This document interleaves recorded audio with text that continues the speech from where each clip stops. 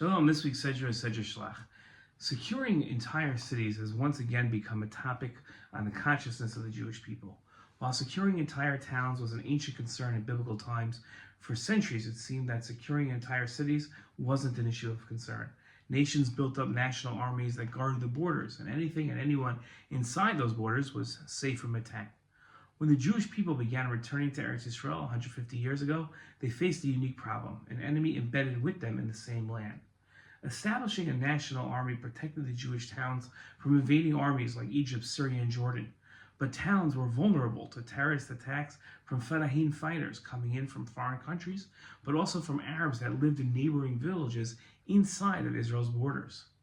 With the national army protecting Israel's borders from attacks of an entire army, towns were left to establish methods to defend themselves against small bands of infiltrators. Once again, securing cities, an issue from biblical times, was a relevant concern. For the past 100 years, securing cities has been a top priority for Israeli Jews.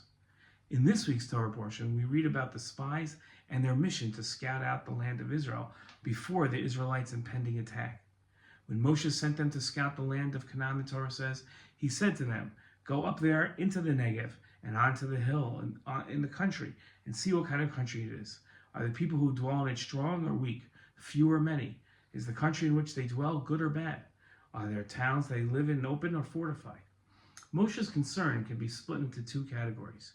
He wanted to know about the land and about the people. The questions Moshe asked directly addressed those concerns. When Moshe asked about whether the country was good or bad, he was asking about the quality of the land. Ramban explained that the Ibn Ezra commented that the meaning is that they are to see if the land is good, meaning that is the air good and is its waters are good. Then Moshe continued whether it is fat, meaning capable of producing wheat, and many fruits. The correct interpretation, says the Ramban, is that whether it is good includes all good things, whether the word bad includes all evils. A good land is fruitful, and its fruits are fat, and it produces fat products such as balsam and oil, dates and figs, and similar things. Moshe's second concern centered around the people. When Moshe asked if the cities were open, the Sforno wrote, if they lived in open cities, it's a sign that they felt secure, not expecting any war.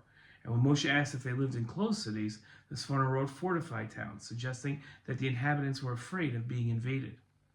These two concerns that Moshe had are related and not two separate concerns at all.